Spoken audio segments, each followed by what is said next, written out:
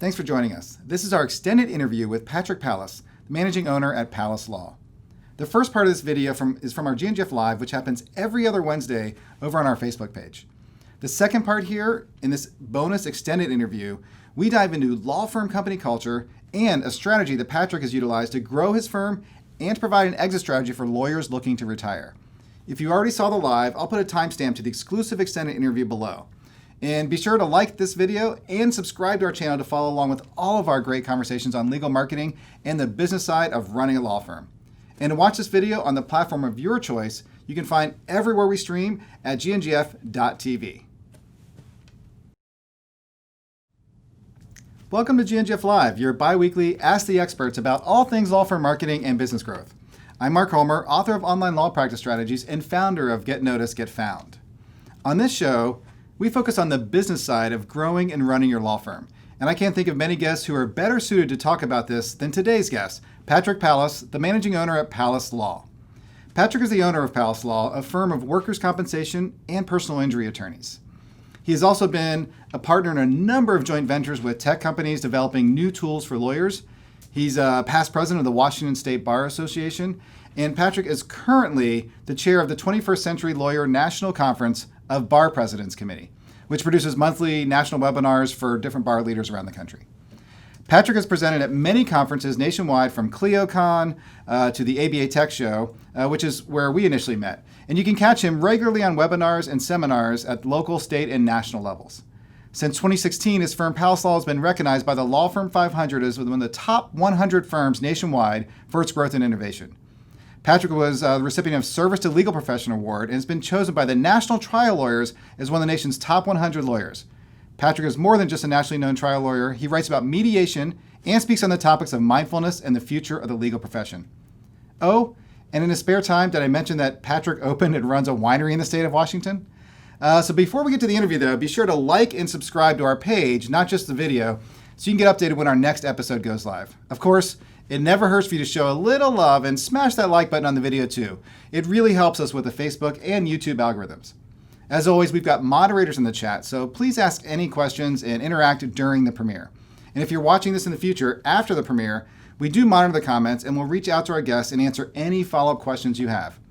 That's because we love you all and we love getting to meet you online and in person. So you can find a list of our upcoming webinars and events where we'll be speaking on our website at gngf.com/events. And on weeks when we're not premiering an interview, we drop a video as part of our GNGF Tips series, and these are in-depth videos focusing on like one topic at a time. You can check it out on our YouTube page or by heading to GNGF.tv. You can watch our latest video after this interview, of course, at that link in the chat. Check them out. Like I said, we drop a new GNGF Tips video every other Friday. Okay, let's get to the interview. Patrick Pallas, my friend, thank you for joining me today. It's a pleasure to be here. Thank you for the invitation. Awesome. So I gave a pretty long introduction about all the awards and accomplishments that is Patrick Pallas earlier.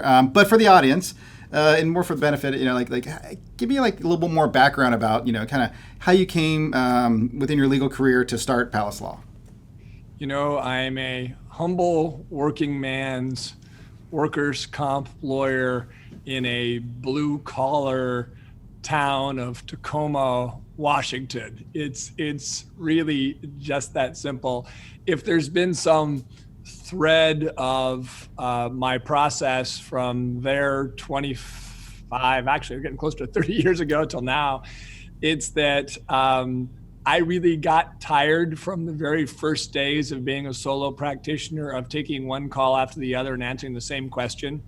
I don't know how many times you can answer the same question. I thought there's got to be a better way.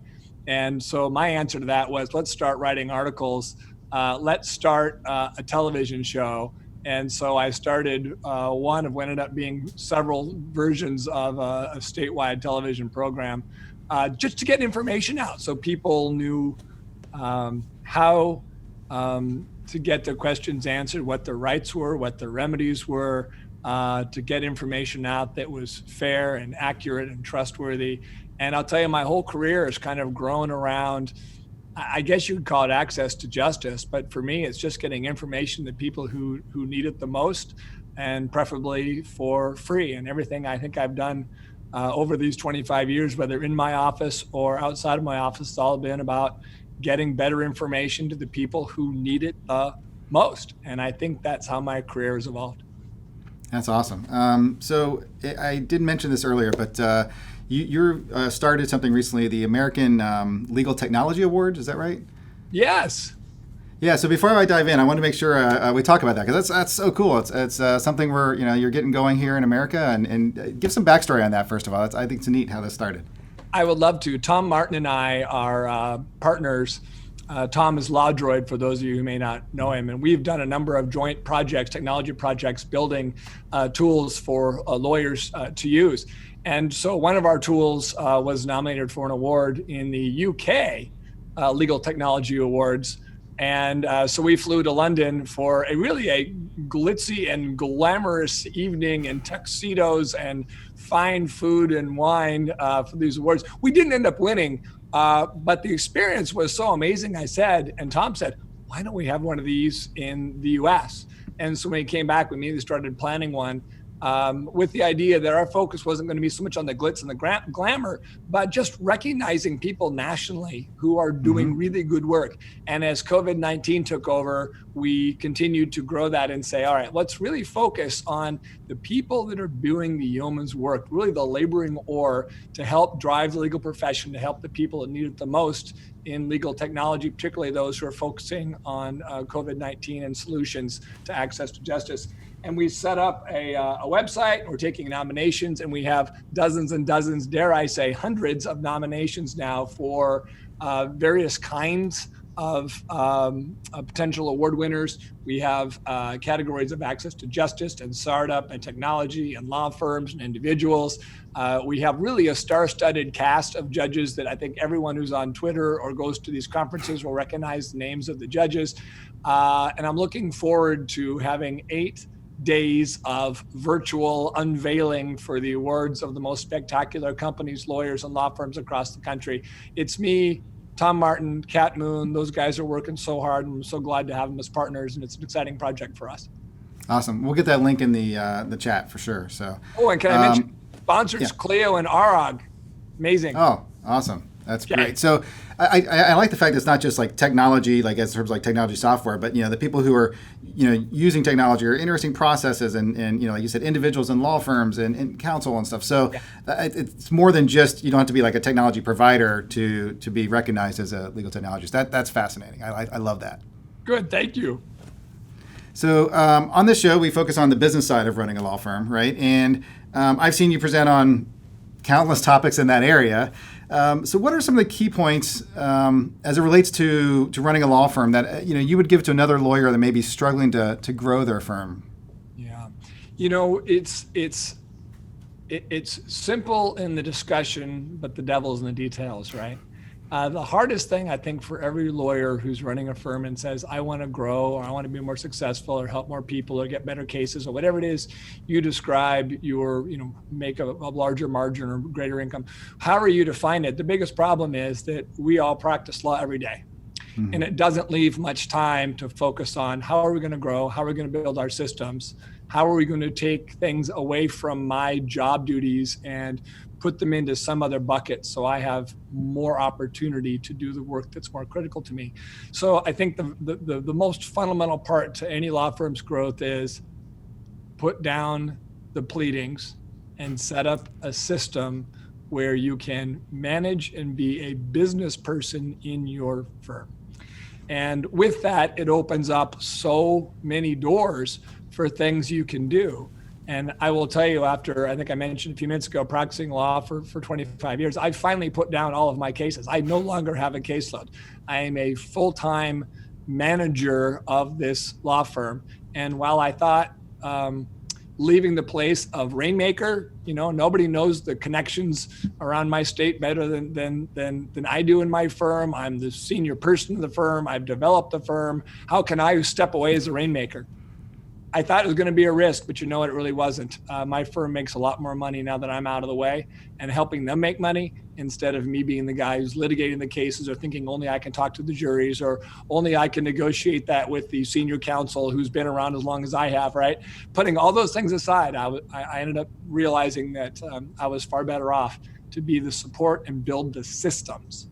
And we'll probably talk about this some, but I will tell you at the end of the day, I think one of the most important parts of a law firm is the systems you build that support the success of the firm. And that is in very different contrast to lawyers who say, all I have to do is win a big jury trial and be recognized as an amazing litigator, and that way I'll have success. But in today, in this age, in this market, being a great litigator, I don't think is the qualification for what makes a successful firm. It makes you a successful lawyer and makes you a hero for your client. But if you're trying to run a business, that is only one piece of a multifactorial process. Yeah, I love that. I mean, the idea of, you need to step out and like be on that business side and thinking about that. And you can't do that without, like shedding off some of the things you thought are critical to you to do. And by bringing those systems in. We've heard other people talk about specific areas, but I think, like looking at all the processes you talked about, what are the things that you can hand off to somebody first and then hand off to next and then build a system around that. That's something that I think it is hard for people to give up. I mean, I run a business as well, and it was hard, for me to give up things early on too, right? But it is the big difference maker. And I don't know about you, but it's also a joy when you start seeing other people be more successful than you were at doing those things. It is. And it leads me to two maybe short stories. One is at the base of all this is one simple idea. We have our 8 core values. One of our core values is do what you love what you do. And what that's mean for me is whereas I wore 25 hats every day and was pulling them off to do this job and that job, I have taken all my hats off except for the ones of the things that I love to do. And every time I take off one of those hats, I hand it to somebody else so they can do that, what the jobs under that hat that they love to do. And when you can put together a team, when everyone is doing just what they love to do, success is hard to deny. Love it. I probably will come back to later on the culture side. We had actually a few months ago, Jordan from your firm talk about culture. He's like their culture ambassador, right? And so we dove into your core values and culture and a lot of the things you guys do proactively to make sure that's staying true to the center. So I might come back to that. But before, like one of the topics kind of around process and stuff I've seen you present on was around the value of the data and kind of keeping track of a lot of those processes, right? One presentation you kind of used something from the movie Moneyball. You were talking about the movie Moneyball to kind of like set up the presentation and talk about that. Tell us a little more about that, like in the value of data and what you've come around with that. Lawyers have been historically a little slow to recognize the value of data. I think the Clio Legal Trends Report identified that most lawyers make decisions based on data like at the end of the year when I get my income tax return, did I make money? Did I do better than last year? That's my data. And I get it. I get why that is probably the biggest driver and the biggest solid piece of data that most lawyers have. But the reality is that you can drive your firm towards success by doubling down on what you do right, or you can drive your firm towards failure by ignoring what you're doing wrong and never even knowing you're doing it wrong and failing to fix it. Right? It's that old adage that if you have to know the data to be able to manage it. If you don't collect it, if you don't know anything about it, you can't manage it. And so I became a big believer years ago in looking for the data you want to collect. What are your KPIs, your key performance indicators? What is it you need to know? And then how do you get it? And then how do you use it? And so we develop KPIs every week. I swear to God, we just had a quarterly management meeting, and here is my stack of the monthly analytics off this month, some of the quarter. We are probably up to, I'm going to say, 100 different KPIs that we use. But it's so critical because if we veer off course, if we're not heading towards the path or the goal or the direction, we know it. We know it within a week. We know we've done something wrong, or we need to correct something, or the COVID environment has changed. How do we need to respond? I mean, I think all those things are critical. So data. It's critical. Yeah, and I think the you've got a big stack there. I mean, it's a lot of times if you're starting from nothing, 2 or 3 pages might be where you start. But it's start tracking something, right? The what gets measured gets managed or something. That's right? Exactly right. Yeah. So like just tracking something opens people's eyes to, like you said, we're really good at that. Let's do more of that, or that's wrong. Let's fix that. I've been fortunate. I've been office a few times and seen firsthand, right? I mean, some of the tools, and we've pulled out reports and looked at the analytics, and found a trend in this or like an issue with that. So I'm amazed at it's not just that you're pulling this stuff out. Your whole team knows these numbers. I mean, they know how long it's taking them to call back and what their NPS score is. Their Net Promoter Score is per lawyer and stuff. I mean, like the amount of data that you track, but then that it's systemized amongst the whole team. You're able to find, basically you're able to connect the dots between all this data because you got the whole team around it, and you've made changes because of that for the better, and or adjusting course. Are any examples? I have at least one in my head, but that I've heard you talk about. But any stick out? Yeah, I think we make either fine tuning or significant changes regularly. And they pop up in a number of outcomes. And I'll share one. There's a common knowledge, I think, for people. There's 2 ways to make money. Either you make more income or you cut more costs, or a combination of the 2. And I think most lawyers get this, right now in this COVID era, there is a decreasing number of new matters coming in. In the recent Clio Legal Trends report, they showed across the country that it dipped down to about 40% decrease in new matters. And in some places like New York, it has come back to a little less than 5% deficit. In other states, now that there's a resurgence, they're dropping back off again. And so watching your data and saying, how do I correct the course to make a difference? And so one of the things that we've taken, realizing that we're going to have a decrease in matters and therefore a decrease of gross income. What can we do to save costs? And we're not firing staff and we're not laying people off. Where can we be more lean? And the answer to that for a lot of things was, well, everybody went home and that saved a ton of office costs. And in fact, we haven't cut our space down yet, but we're about to. But our costs have dropped something like $200,000 in this first half of the year, just by making the COVID-19, in-house adjustment and getting rid of the things we no longer needed and focused on the tools that our staff did need. And I will tell you that if I told each one of my staff, they heard this, they would be shocked. They go, what? My managers all know, but my staff didn't feel any changes. They didn't feel any pinch. We just got rid of a lot of the stuff, working parts back behind that we didn't need. And I'll tell you one of them, we ended up not needing an office manager. When nobody's in the office and you don't have HR issue going on, you can get rid of your office manager. We've had a communications director. Mm-hmm. We found ways to automate communications and to share it. Many hands make light work. We got rid of our communications director, right?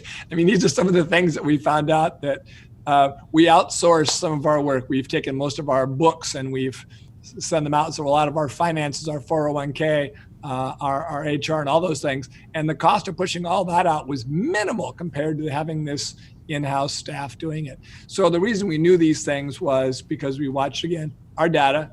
We saw what wasn't working and where we could save money and what wouldn't affect our core process and procedure. And if we weren't going to be driving in more cases over this long haul, then how do you lean up and how do you make that difference? And so those are some of a laundry list of things that we have done.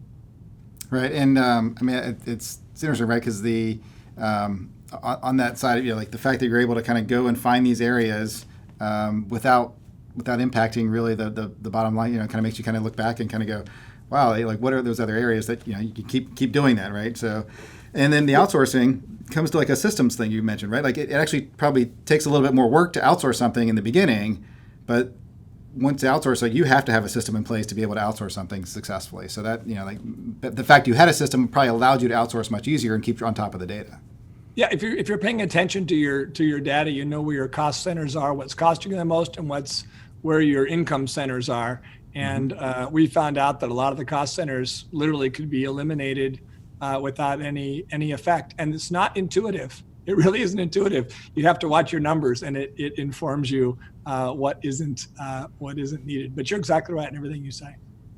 Awesome. And then you had an example that the one I was thinking of was you had a example on how you guys were tracking, like your new clients and what was conversion rates and like you're getting the calls, but they're not converting. And you noticed like a big change in that.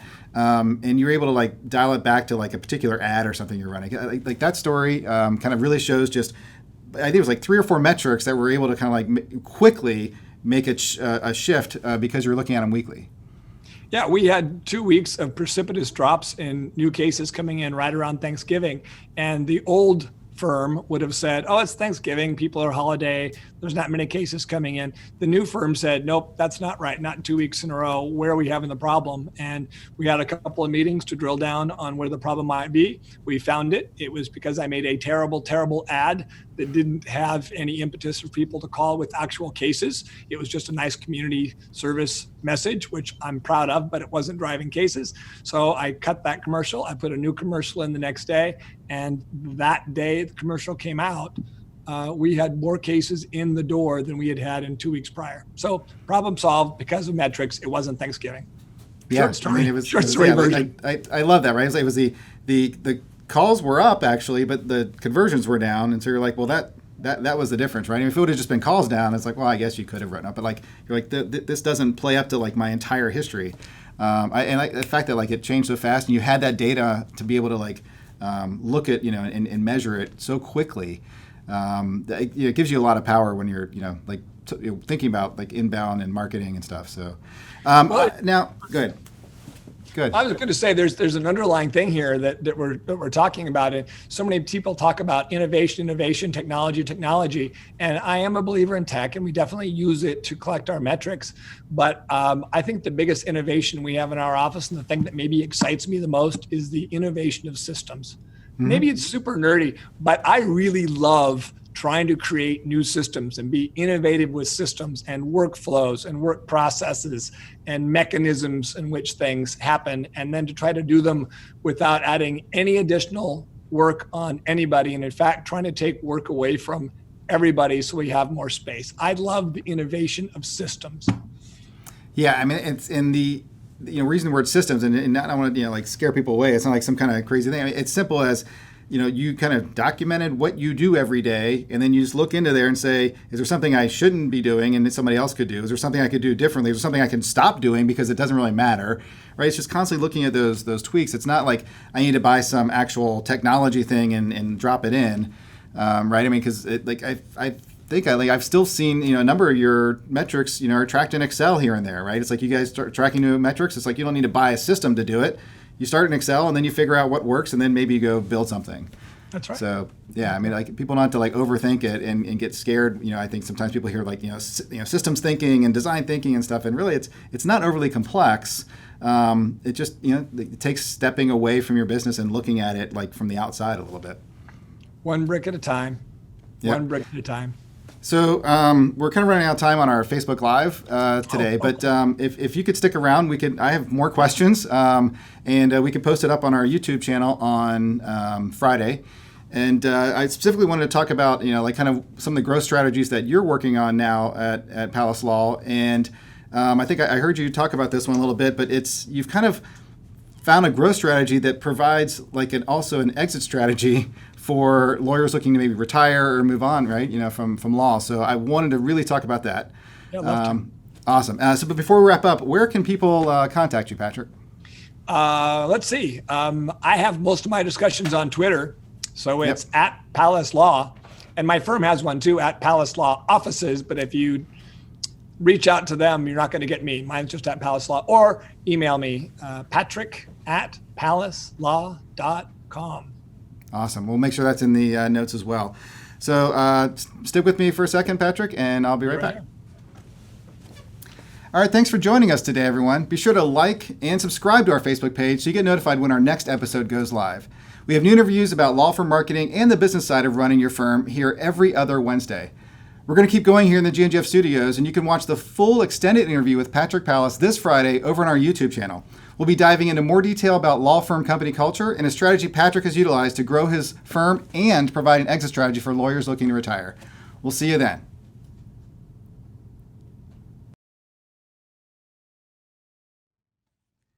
Thanks for sticking with me, Patrick. No, glad to come back. Happy to be here. Awesome. So I did want to dive, I said I wanted to circle back to this, and I guess our people who watch us on the extended interview only get it, not the people on the Facebook. So, but we had Jordan, like I mentioned, a few months back, talking about value of company culture at Palace Law. It was a great episode. I think listeners should definitely go check it out. He does a great job. I've actually seen him present that at Clio as well, a similar kind of topic we talked about.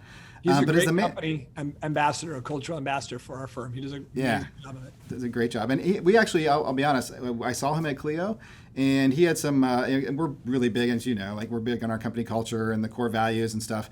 But he had talked about how you guys use Slack, and he created like icons for all the things. And I'm like, that's genius. So came back, did it right away, and people send those all over now on Slack. So it's great.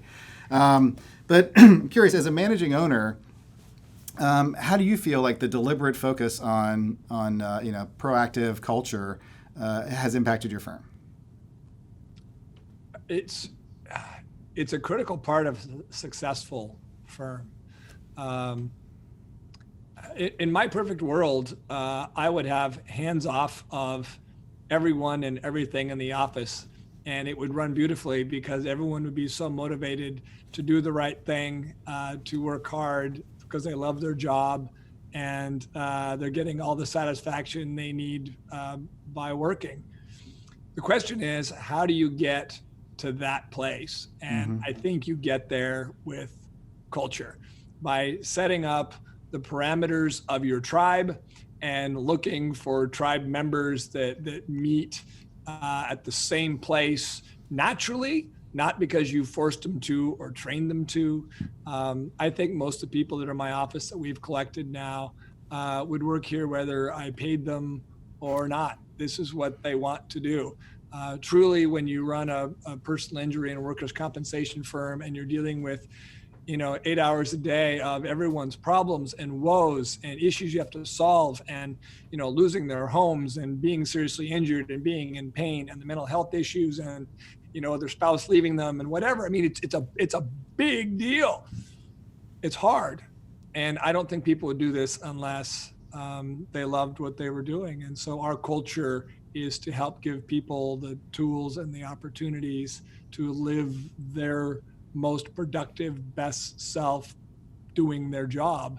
And we do that in a number of ways. But I guess that's, to me, in a nutshell, what's critical about culture. I will say this: Eric Farber, who's a good friend of mine, is a workers' compensation attorney in California, has written a book about culture. It's a great book, and he and I talk fairly regularly about stuff and exchange ideas, but it's another great book about culture for those people who are interested in a deeper dive in culture.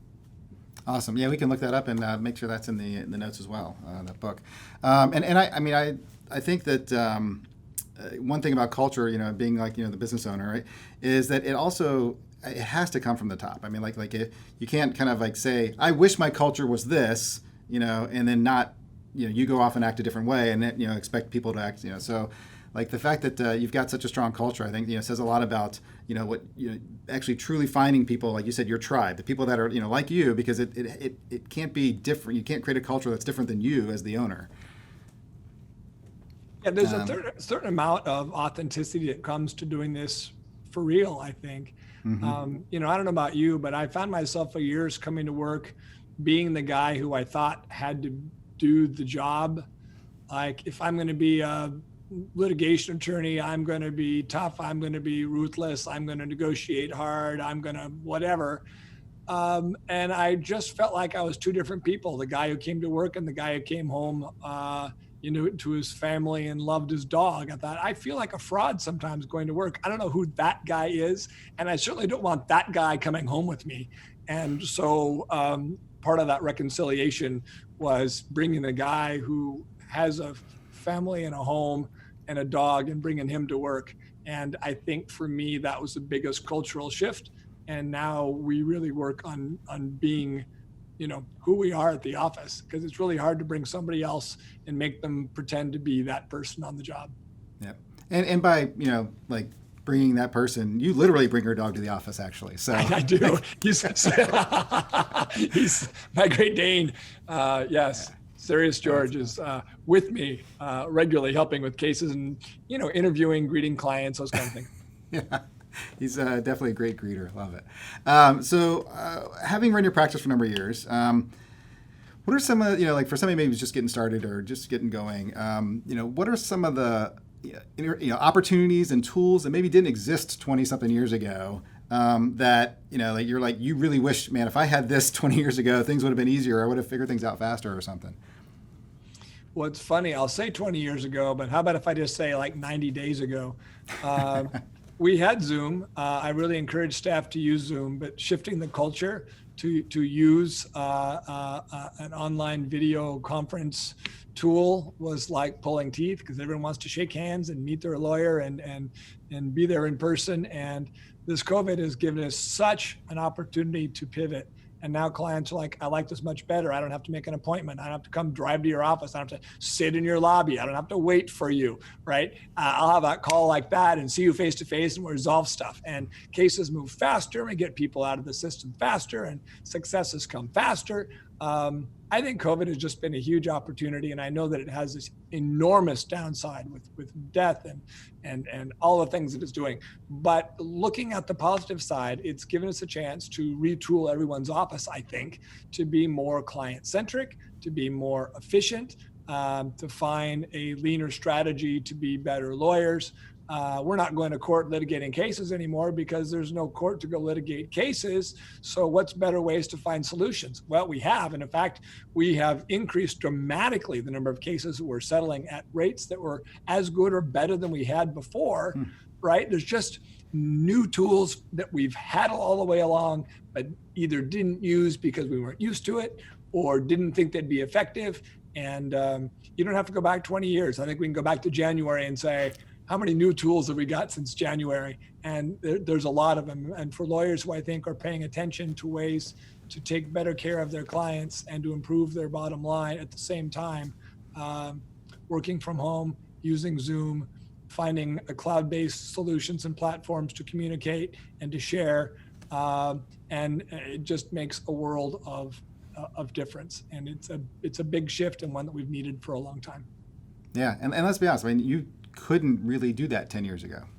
I mean, maybe it's certainly 12 or 13, right? I mean, the amount of cloud-based, what case management systems were not on servers 12 years ago, right? Maybe I think Clio just came out, so, maybe Mike, so there's some of the stuff you talk about, you couldn't even do 10 years ago. So, and the other thing I think is fascinating is just the amount of people out there talking about, the systems thinking and looking at your law firm and making sure you're outsourcing things and what you can outsource now, like the administrative side, the paralegal side, you can law clerk, right? You can actually outsource some lawyer work and bill for it. So it's fascinating what's available now to law firms.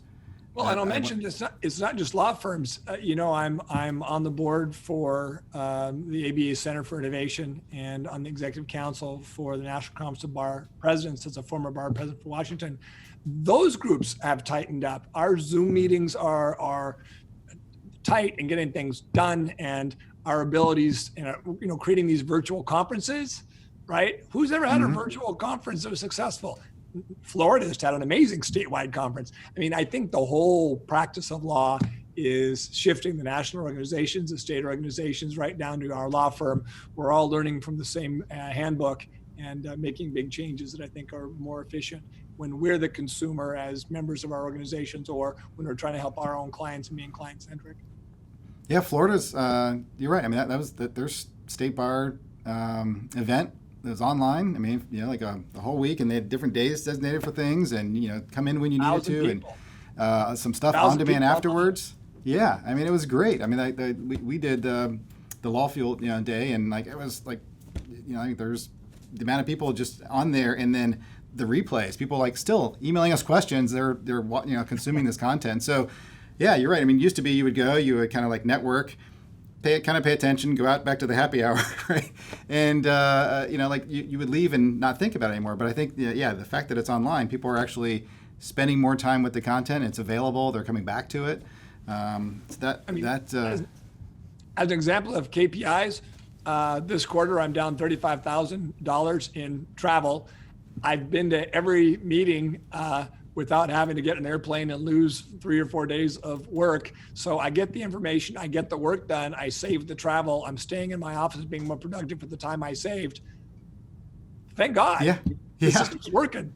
Yeah, that's funny. I didn't think about it that way, but I mean, I think when all this stuff started happening and closing down, we had like 10 speaking events, and I was freaking out. Like, how am I going to lose these speaking events? That's great access to talk to law firms about marketing and get my name in front of them.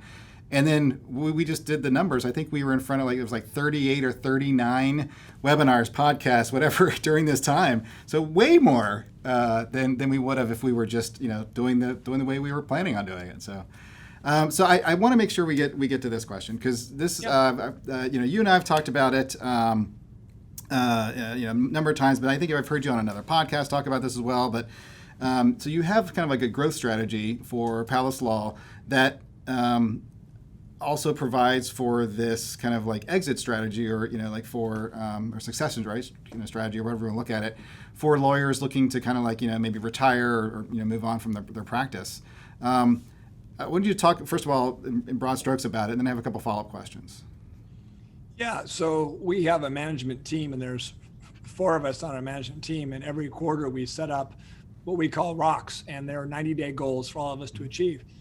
And a lot of strategies come around the unification of all of those 5 to 7 rocks that we're going to accomplish those 90 days. And so we pick out the priorities for each quarter. And it's now been, I guess, a couple of years. One of the strategies that we decided to invest in was to acquire or merge with other firms. And I'm no expert in that, and hadn't been an expert in that, and never merged with a firm. And I'm just a small town practitioner in workers' comp. How do I go and buy another firm? And so we started leaning into it and see what happens, and reached out to people who wanted to sell firms.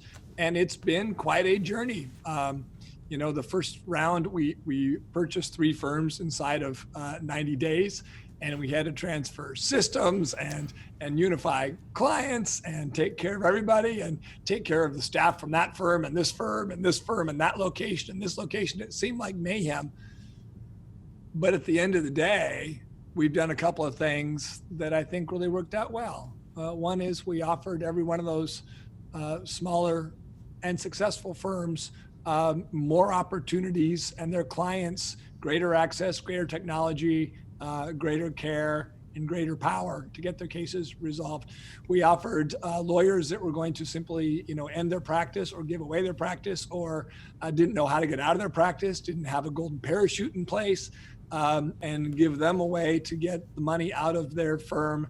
And then I talked about do what you love. It gives the lawyers the chance to come into our firm, and I tell them, you get to get rid of everything you don't want to do, and you get to do just what you want to do. So like one of the lawyers in the firm says, all I want to do is litigate cases. Great, here's 5 cases, go litigate.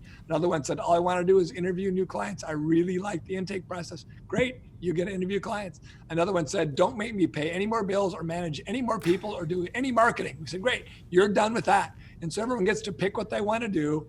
They know they still get to see their clients, and so they know their clients are in good hands. They're part of a good culture. Their cases are going to be completed by competent people. They get to see that their staff gets a new home, and they don't have to fire everybody in their staff because they're retiring. Their staff get put in a new place. It's turned out to be really a good process all the way around for staff, for clients, for lawyers looking for a succession plan who didn't have one in place.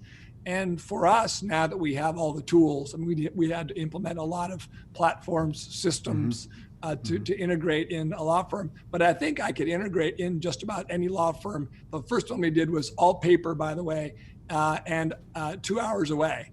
and it was a very dramatic system and from ours, but it all worked. So this idea of acquiring firms for a growth strategy, because it's the right thing to do, because it helps other people, it gives clients a better home and better outcomes, has worked out very well. And what ended up being a strategic business plan really has settled into feeling like a good place and a good thing to do. And maybe even once again, an access to justice. I'm able to do better things for more people in a larger model than I was able to do before. Interesting. So do you think, is this like a viable option for other like law firms and other practice areas or geographies or something? This is something that people you think maybe should even consider? It's really a question of what is right for you.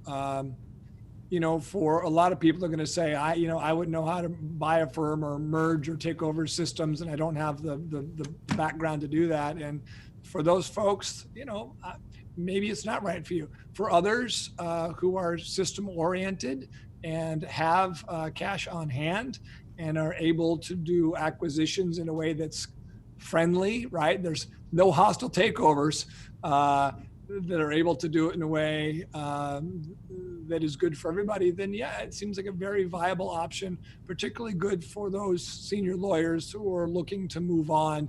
And this gives them an open door to do that. And I think it's a good system. And so we've adopted it, and we're open to buy firms across Washington State. And we just keep doing it. And we're getting better at it every step of the way. Yeah, so I think that kind of answered my next question was going to be around, like I look at Talos Law as kind of like, mature in terms of like the the business side and the systems and stuff of running a law firm. So, like it sounds like you would think a firm kind of needs that in place if they would, think of this as like a possible growth strategy, right? It's like you really need to have your systems in place and be able to plug somebody in to better everything, not confuse it. Yeah, before we started it, we doubled our footprint. So even though we didn't have the capacity to fill the footprint, we had a footprint that had twice the capacity. And so when you bring in a couple of hundred cases overnight, boy, you better be able to manage that caseload from day one. You want to build your airplane and fly it. You don't want to fly your airplane while you're building it.